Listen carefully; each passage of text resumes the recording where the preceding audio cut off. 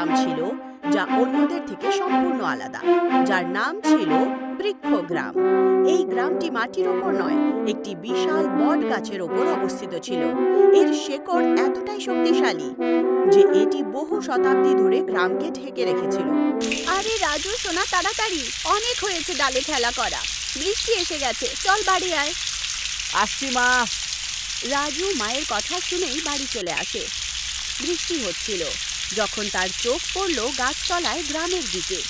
আচ্ছা মা, একবার দেখো তো একটু, গাছের নিচে যে গ্রামটা রয়েছে ওখানে তো কোনো গাছই নেই, শুধু নোংরা পড়ে রয়েছে। হ্যাঁ, সেটা তো ঠিক, কিন্তু আমরা কি করব? আমাদের ওদের আর গ্রামের সাথে কোনো সম্পর্ক নেই। সত্যি কথা বলতে আমাদের ওই বিশাল বৃক্ষই সবকিছু।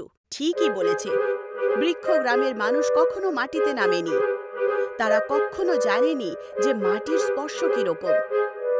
তারা কিছুই জানতো না। তাদের কাছে সেই বিশাল বৃক্ষই তাদের বাড়ি ছিল, তাদের পৃথিবী ছিল। আসলে বহু বছর আগে গ্রামের প্রধান ছিলেন দাদা বটগাছ, যারা কোনো কারণে এই গাছের ওপর গ্রাম তৈরি করেছিলেন, এবং তিনিই ছিলেন যার কারণে এই গ্রাম আজও টিকে আছে। বাচ্চারা, এই গাছটাই হলো আমাদের জীবন। ও আমাদের আশ্রয় দিয়েছে, খাবার দিয়েছে, আর আমাদের সব বিপদ থেকে রক্ষাও করে। সেই জন্য সবসময় ওই গাছটাকে রক্ষা করতে হবে আমাদের, ওর খেয়াল রাখতে হবে, ঠিক আছে? চলো, আজকের পাঠ সম্পূর্ণ হলো, কালকে আবার দেখা হবে। দাদা বটগাছ শুধু এই গ্রামের প্রধান ছিলেন না, বরং বড় বৈজ্ঞানিকও ছিলেন। এই গ্রামের প্রতিটি সন্তানের শিক্ষার দায়িত্ব নিজের কাঁধেই তুলে নিয়েছিলেন, যার কারণে তিনি সমস্ত গ্রামবাসীর কাছে একজন রোল মডেল ছিলেন, বিশেষ করে অর্জুনের জন্য।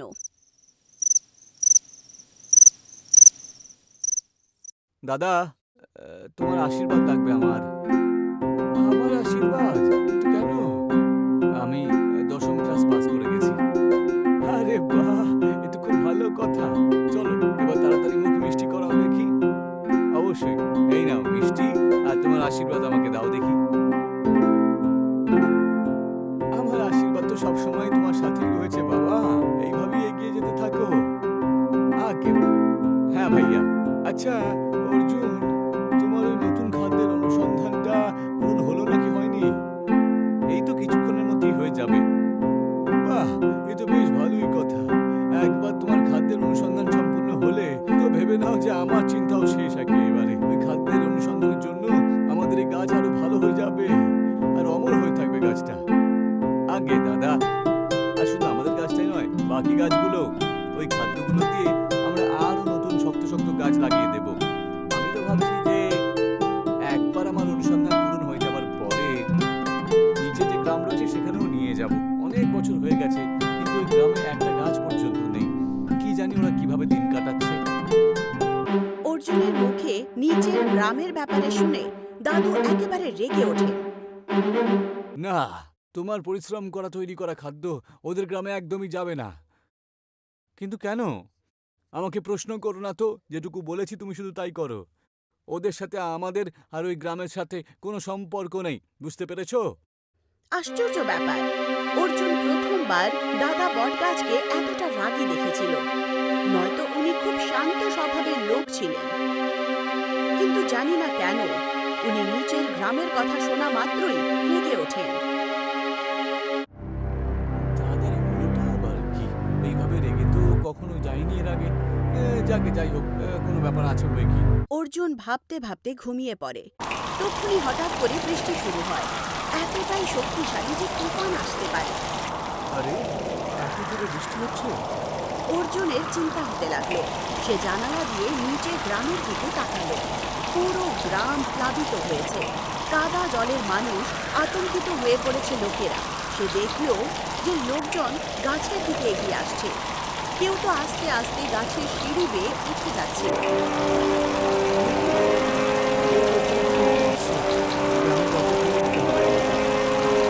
অর্জুন ছুটে যায় গ্রামের দ্বারের দিকে। সে দরজা খোলার চেষ্টা করলো, কিন্তু তখনই দাঁড়াও, তুমি কি করছো?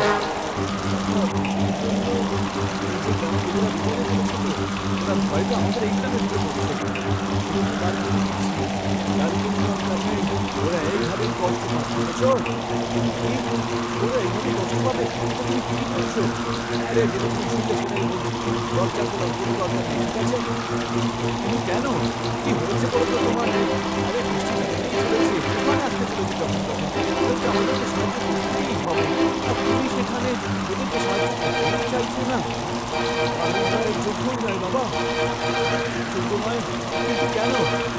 কারণ ওরা গাছকে একদম ভালোবাসে। অনেক বছর আগেকার কথা। আমার বাবা অনেক বড় বৈজ্ঞানিক ছিলেন। পশু পক্ষী গাছকে খুব ভালোবাসতেন। কিন্তু একদিন গ্রামে নতুন রাস্তা তৈরি করার জন্য লোকজন আওয়াজ তোলে, কিন্তু আমার বাবা পুরোপুরি বিরোধ জানায়। কারণ রাস্তা তৈরি হলে পরে তো তার জন্য অনেক গাছও কাটতে হতো তখন। তারপর কি হয়েছিল? আমার বাবা অনেক বিরোধ জানায় তখন, কিন্তু ওনাকে সাহায্য করার বদলে গ্রামের লোকজন ওনাকে নিয়ে মশকরা শুরু করে দেয়। ওনাকে পাত্তাই দিত না। সেই জন্য আমার বাবা একা হয়ে গিয়েছিল, আর গ্রামের লোকেরা যা করার ছিল তা তো করেই ফেললো। আমার বাবার চোখের সামনে ওরা সবাই সমস্ত গাছপালা কেটে ফেলেছিল। যার ফলে না জানি কত পশু পক্ষীর মৃত্যু হয় সেই মুহূর্তে। আমার বাবা এসব সহ্য করতে পারেনি।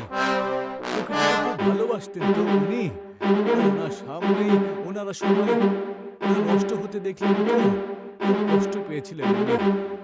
অত্যাধিক যন্ত্রণা ভোগ করছিলেন। সেই কারণে আমার বাবা তখন মারা যান। কি? মারা যান উনি? হ্যাঁ, তখন আমি ঠিক করে নিয়েছিলাম যে এখন আমি বড় হব, এমন একটা কিছু আবিষ্কার করব যাতে কোনো গাছকে কখনো মারতে কেউ না পারে, না তাকে কেউ ভাঙতে পারে, আর না কেউ গাছগুলোকে উপরে ফেলতে পারে। আমি বড় হলাম, বাবা যা আবিষ্কার করেছিল বুঝতে শিখলাম, আর তার মধ্যে নিজের অনুসার পরিবর্তন করে আমি এই গাছটাকে বানিয়ে ফেলি। তারপর একটা নতুন জগৎ তৈরি করি। আমি তো বেশ ভয়ঙ্কর কাহিনী দেখছি। আমার মধ্যে যে কি গেছে আমি বুঝতে পারছি। সেই জন্যই বলছি, ওদের কখনো আসতে দিও না, নাহলে ওরা এটাকে শেষ করে দেবে। তোমার ভয়টা আমি বুঝতে পারছি দাদা, কিন্তু একবার ভেবে দেখো না, ওদের তো সাহায্যের দরকার পড়েছে। যাই হোক না কেন, এই গাছটা তো লোকজনের বাড়ি, ওদের জীবন সমৃদ্ধ হতে পারে, তাই না? আর আপনার ভবিষ্যতের ভয়ে সাধারণ অসংখ্য মানুষের প্রাণ বিপদে ফেলছেন। এটা কি ঠিক না? যদি আপনার বাবা এখানে থাকতেন তাহলে উনি কখনো অর্জুনের কথা শুনে দাদা বটগাছ নিজের ভুলটা বুঝতে পেরে যায়।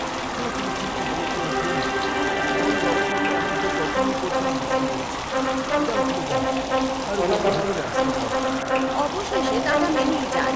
ওনার কথা অনুযায়ী বৃক্ষ গ্রামের লোকেরা নিচের গ্রামের লোকেদেরকে স্বাগত জানায়, আর তাদের সমস্ত সম্ভব ব্যবস্থা দেয়, তাদের আশ্রয় দেওয়া হয়। চলো, বেশ ভালোই হলো। গ্রামের লোকে এখন সুরক্ষিত রয়েছে।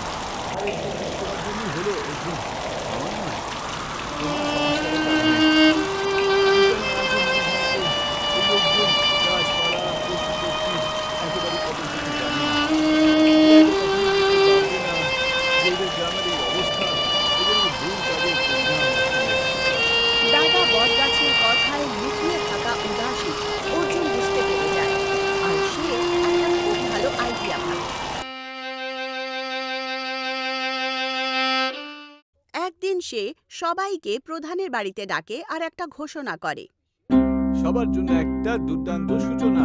যেমনটা আমরা জানি যে গত সপ্তাহে বৃষ্টির কারণে নিচে থাকা গ্রামের লোকেদেরকে বৃষ্টি সহ্য করতে হয়েছে অনেক, কিন্তু এই সবেতে আমাদের গ্রাম যেটা একটা গাছের উপরে রয়েছে তার কোনো ক্ষতি হয়নি। জানো তোমরা কেন? কারণ একটা মজবুত গাছ আমাদের রক্ষা করছে। আসলে আমরা যখন উন্নতির জন্য, বিকাশের জন্য উঠে পড়ে লাগি না, তখন এই গাছপালার কথা আমরা সবাই একেবারে ভুলে যাই।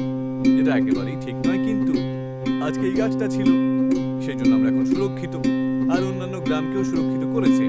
সেই জন্য আমি তোমাদের সবার কাছে বিনতি করছি যে বৃষ্টি থেমে যাওয়ার পরেই আপনারা সবাই একটা একটা করে গাছ লাগাবেন অবশ্যই, আর তার দেখাশোনা করে গাছটাকে বড় করবেন, যাতে এমন পরিস্থিতিতে আমাদেরকে সাহায্য করবে আর আমরা ওনাকে সেবা করব।